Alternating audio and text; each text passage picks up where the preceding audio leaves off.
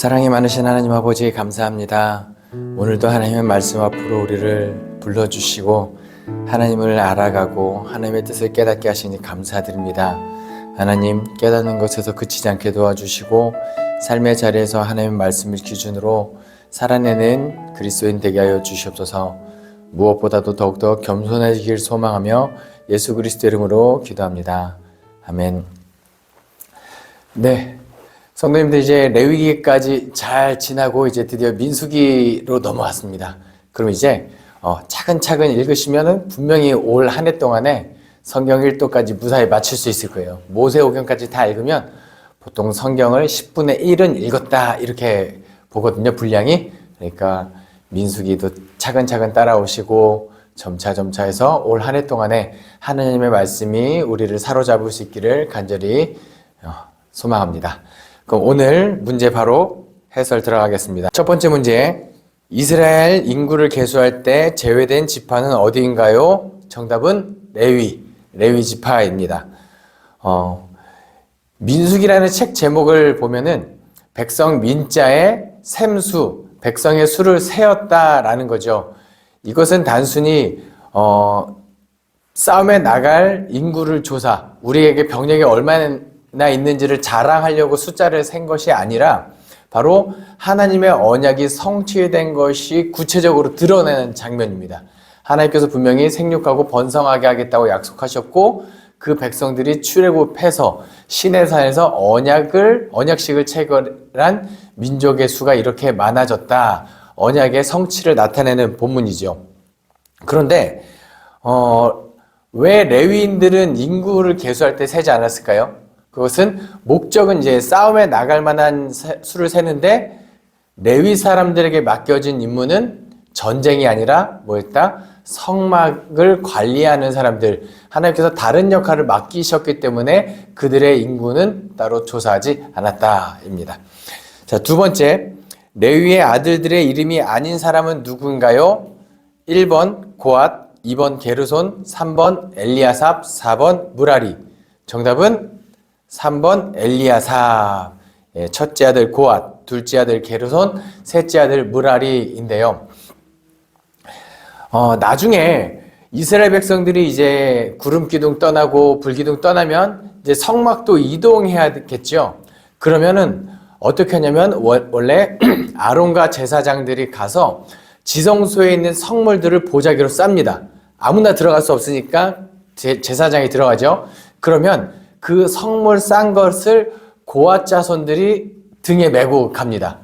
그리고 게르손, 둘째 아들들 자손들은 뭘 하느냐? 성막 중에서도 천막으로 된 것들, 이것들을 다 싸가지고 수레에 실어요. 그리고 마지막 셋째 아들 자손, 무라리 자손들은 그 뼈대, 좀 더 무거운 것들을 가져가죠.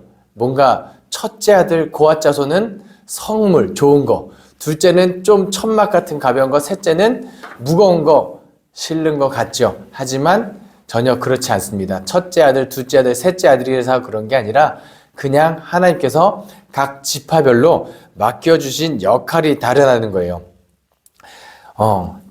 혈통이나 아니면은 장자, 후자, 서자 이거에 있는 것이 아니라 그냥 전적으로 하나님께서 맡기신 사역이라는 거죠. 그래서 우리의 직분 뭐가 가장 중요한 직분일까요? 예, 없습니다. 그저 하나님께서 나에게 맡겨주신 직분이 무엇이든지 그 직분을 잘 감당하시기 바랍니다. 세 번째, 태어나면서부터 여호와께 자기 몸을 구별하여 포도주나 독주를 멀리하는 사람을 무엇이라 부르나요? 정답은 나실인. 정말 오랜만에 성경을 찾지 않고 정답을 맞추시는 문제가 나왔죠. 예, 나실인, 우리가 잘 알고 있는 삼손, 사무엘 이런 사람들이 태어나면서부터 하나님께 드린 바 된 그런 사람들이죠. 이 사람들은 머리에 삭도를 대지 않고 포도주나 독주를 멀리하고 당연히 시체 같은 걸 만지지 않고 더 거룩하게 사는데, 한번 문제를 드릴게요. 나실인인데 서원하여 자기 몸을 드렸는데 이 사람이 부지 중에 시체를 만졌거나 아니면 머리에 삭도를 댔거나 아니면 포도주나 독주를 마시면 어떻게 될까요? 서원하였으니까 그냥 나시린으로서 더 이상 이제 끝일까요? 죽임을 당할까요? 그렇지 않아요. 제가 예전에 성경을 보다가 은혜 받은 구절이 뭐냐면 나시린이 그렇게 부지중에 실수를 저지르면 가서 다시 머리에 삭도를 내서 다 깎고 그때부터 다시 시작하면 됩니다. 그러니까 우리가 나시린처럼 거룩하고 하려고 노력하죠? 우리 힘으로 되지 않아요? 그때 누구의 힘을 의지해요? 다시 예수 그리스도의 보혈을 의지하여 다시 거룩한 하나님의 백성으로 새 출발하면 된다. 중요한 것은 우리가 나시린처럼 얼마나 거룩하게 살려고 애쓰는지가 중요하다. 이것을 한번 말씀드리고 싶었습니다. 4번 문제. 여호와는 그 땡땡을 내게로 향하여 드사 평강 주시기를 원하노라. 정답은 얼굴이지요. 대한예수교 장로에서 축도로 사용되는 대제사장 축복기도 본문이죠. 하나님께서 우리를 향하여 얼굴을 향한다. 하나님께서 그 얼굴을 우리에게 향한다. 뭘 말하는 거죠? 우리를 향한 하나님의 방향성을 의미하는 거죠. 자나깨나 불꽃 같은 눈동자로 우리를 지켜주시는 하나님의 축복이기도 하고요. 근데 제가 아까 분명히 방향성이라고 말씀드렸잖아요. 그것이 우리에게 가장 큰 축복이라고 한다면 그 축복이 온전해지려면 어떻게 해야 될까요? 우리를 향한 하나님의 방향성은 플러스 하나님을 향한 우리의 방향성도 온전해야 합니다. 하나님께서 우리 뒤에서 오매불망 쳐다보시고 기다리시는 것이 아니라 우리 역시 하나님과 시선을 맞추고 하나님을 향하여 우리의 얼굴이, 우리의 방향성이 온전히 향해지길 소망합니다. 모든 시선을 주님께 드리고 살아계신 하나님을 느낄 때 내 삶은 주의 역사가 되고 하나님이 일하기 시작하네. 하나님과 하나님의 방향성이 온전하여 축복받는 저와 여러분 되기를 소망합니다. 5번 문제입니다. 메추라기의 욕심을 많이 낸 백성들이 장사된 곳의 지명은 어디인가요? 정답은 기브롯 핫다아와입니다. 기브롯 핫다아와. 여러분, 제가 이 강의에서 출애굽기와 민수기에 대한 구조를 다 설명드릴 수는 없지만 이 모세경 전체라고 봤을 때 출애굽기와 민수기가 비슷한 장면이 계속 나옵니다. 유월절을 지킨 장면, 그 다음에 만나와 메추라기 사건, 물 없다고 원망하는 사건 등등등이 계속 이렇게 반복되는데 재밌는 게 있습니다. 출애굽기에서도 분명히 배가 고파요 하나님께 원망했을 때 만나를 주시고 목이 말라요 했을 때 물을 주시고 고기가 먹고 싶어요 했을 때 메추라기를 주세요. 민수기에서도 똑같이 나옵니다. 배고파요 하면은 만나를 주시고 고기가 먹고 싶어요 하면은 메추라기를 주시고 갈증나요 하면 물을 주시는데 출애굽기와 민수기 사건에 차이점이 있습니다. 결정적인 차이점. 뭐냐면 출애굽기 때는 하나님께서 그 원망을 그냥 들어주세요. 하지만 민수기에서는 뭐가 동반되냐면 처벌이 이어집니다. 하나님께서 그 원망을 다 들어주시고 이어서 처벌하세요. 어떤 차이점이 있을까요? 바로 시내산에서 언약식의 차이가 있어요.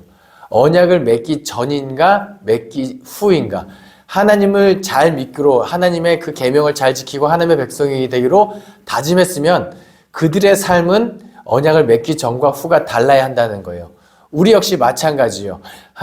하나님을 잘 믿겠습니다. 구원의 확신을 가지고 감사하는 마음으로 세례를 받았다면 세례 받기 전과 후의 삶이 달라야 돼요. 하나님의 말씀을 읽었다면 하나님의 말씀을 통하여 하나님의 뜻을 깨달았다면 깨닫기 전과 후의 삶은 반드시 달라야 한다. 아무쪼록 올 한 해 동안에 하나님 보시기에 더욱더 하나님의 말씀을 기준으로 알기 전과 후가 달라서 그리스도의 장성한 분량으로 잘 자라가기를 간절히 소망합니다. 6번 문제입니다. 이 사람 모세는 땡땡이 지면에 모든 사람보다 더하더라. 정답은 온유함입니다. 지금 이 어떤 상황이냐면 미리암과 아론이 이제 모세의 지도권에 도전하는 장면이에요. 모세가 구스 여인을 취했을 때 미리암과 아론이 지금 이방 여인과 결혼하는 게 가당키냐 하면서 그것을 빌미로 모세의 지도권에 도전해요. 그때 하나님께서 누구의 손을 들어주시죠? 모세의 손을 들어주시면서 하는 말이 이거예요. 모세는 지면의 온유함이 지면의 모든 사람보다 더하더라. 여러분 잘 생각해 볼게요. 온유함 하면은 뭔가 부드럽고 따뜻한 그런 성품이죠. 마치 저처럼. 그런데 모세가 정말 온유한 사람 같으신가요? 하나님께서 그 손으로 직접 계명을 새겨주신 거를 가지고 내려와서 화가 난다고 던지는 사람이 온유한 성품은 아닌 거 분명하죠. 그런데 왜 성경은 모세를 온유하다고 표현할까요? 성경에서 말하는 온유는 그냥 우리 일반적인 사람의 성품이나 성격의 따뜻함이 아니라 어떤 의미를 담고 있느냐? 야생마, 뭔가 길들여지지 않는 에너지가 넘치는 야생마에게 재갈을 물린 상태가 온유함입니다. 성경이 말하는 온유함이에요. 그러니까 에너지도 있는데 결정적으로 뭐예요? 천방지축으로 날뛰지 않고 재갈을 물린 상태, 하나님의 통제되는 상태가 온유함이라는 거예요. 그러니까 모세가 딱 그런 사람이 맞죠. 정말 에너지도 넘치지만 죽을 때까지 사명을 감당했지만 끝까지 하나님의 통제에 따른 사람, 하나님의 손에 착 붙는 일꾼. 저는 이 성경 강의를 듣는 모든 분들이 모세와 같은 온유한 사람이었으면 좋겠습니다. 무슨 일을 하든지 어떤 일을 맡기시든지 열정적으로 하시기 바랍니다. 하지만 통제된 상태, 언어, 감정, 우리 모든 것들이 하나님 보시기에 통제된 상태로 쓰임받는 저와 여러분 되기를 간절히 소망합니다. 7번 문제입니다. 12명의 정탐꾼 중에서 여호수아와 함께 그들은 우리의 먹이라고 말한 사람은 누구인가요? 정답은 갈렙입니다. 제가 예전에 여호수아 갈렙의 은혜를 받고 나의 별명은 영호수아라고 지었고요. 나중에 아들이 태어나면 갈렙이라고 이름을 지으려고 생각한 적이 있습니다. 그럼 제 아들의 이름은 이갈렙이 됐겠죠. 아마 학교에서 엄청 놀림을 많이 당했을 것 같습니다. 그런데 다행히도 제가 신학대학교 다닐 때 교수님이 말씀해 주세요. 갈렙이라는 사람의 의미는, 그 이름의 의미는 정말 흔한 이름인데 개똥이 뭐 이 정도의 이름이기도 하고요. 또는 켈렙, 개 짖는 소리, 개가 켈렙 짖는 개소리이기도 하다는 얘기를 듣고 아들의 이름을 이걸로 지어서는 안 되겠다. 내가 은혜 받았다고 해서 그래도 그렇게 지어서는 안 되겠다라는 다짐을 했는데요. 중요한 건 뭐냐면 갈렙이라는 사람의 그 이름의 뜻은 그렇게 귀하지 않아요. 그런데 갈렙의 생애를 쭉 돌아봤을 때 우리는 갈렙의 의미를 어떻게 해석하냐면 개와 같이 하나님께 충성된 일꾼 이렇게 해석합니다. 왜 그럴까요? 뭔가 그의 이름값은 그의 삶을 통하여 높아진다는 거예요. 여러분들은 어떤 이름을 가지고 계신가요? 그리고 그 이름에 합당한 삶을 살고 계신가요? 여러분들의 삶을 통하여 우리의 이름 그리스도인이 정말 사람들 보기에도 하나님 보기에도 아름다운 이름이 되기를 간절히 소망합니다. 8번 문제. 아론의 지팡이에 난 열매는 무엇인가요? 정답은 살구나무이죠. 왜 살구나무가 거기에 열렸을까요? 뭔가 죽고 싶지 않고 살고 싶어서 그게 아니고요. 살구 열매라는 히브리 말은 샤케드라는 단어를 써요. 샤케드. 그리고 관찰하다라는 단어는 쇼케드라는 단어를 씁니다. 그러니까 쇼케드, 샤케드. 뭔가 하나님의 언어 유희인 거예요. 내가 어떤 사람이 하나님께서 들어 쓰는 사람이에요? 아론의 권위를 드러내실 때 쇼케드, 샤케드 하는 사람이 하나님 보시기에 아름다운 일꾼이다. 하나님께서 세우는 사람이다. 물론 하나님께서 주목하는 사람이기도 하고요. 하나님을 잘 관찰하는 사람이 하나님께 귀히 쓰임 받는다. 사랑하는 성도 여러분, 하나님의 말씀을 통하여 하나님을 잘 관찰하시기 바랍니다. 그리고 하나님이 보시기에 정말 아름다운 모습으로 잘 세워질 수 있기를, 정말 그렇게 살구나무 열매를 맺는 저와 여러분 되기를 간절히 소망합니다. 9번 문제. 무리바에서 모세가 물을 낼 때 지팡이로 반석을 몇 번 쳤나요? 1번, 1번, 2번, 2번, 3번, 3번, 4번, 4번. 정답은 2번입니다. 하나님께서 분명히 반석에게 명하여 물을 내라. 이스라엘 백성들이 원망할 때 모세에게 분명히 그렇게 명령하셨는데 모세가 어떻게 해요?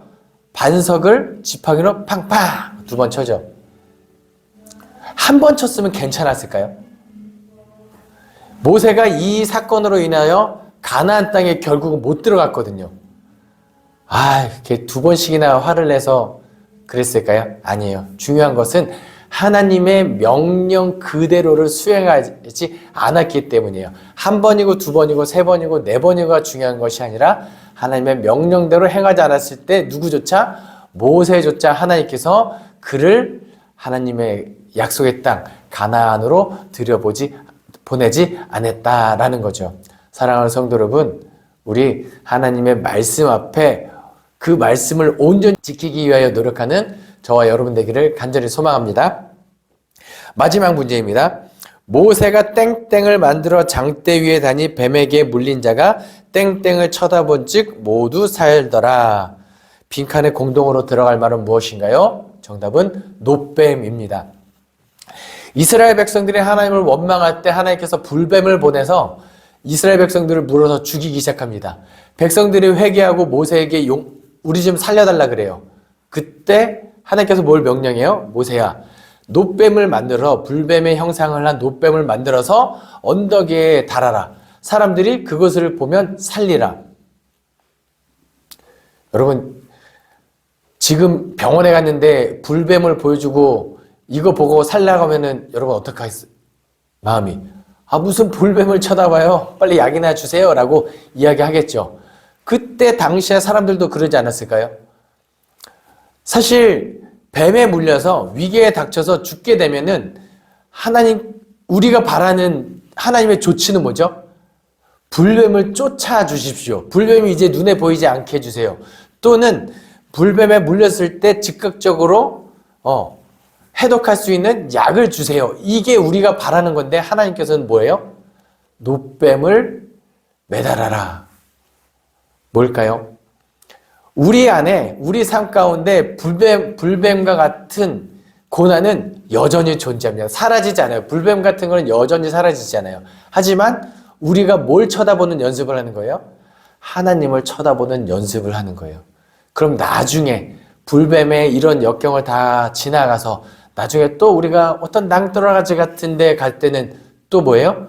노뱀을 쳐다봤을 때 우리를 구원하신 하나님을 다시 쳐다보면 되는 거예요. 하나님께서 노뱀을 통하여 이스라엘 백성을 구원하신 이유는 이거지요.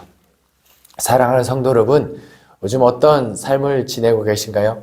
형통하신가요? 힘드신가요? 아무 때라도 어떠한 상황 속에서도 하나님을 바라보고 하나님이 구원하시는 역사를 경험하는 저와 여러분 되기를 간절히 소망합니다. 기도하겠습니다.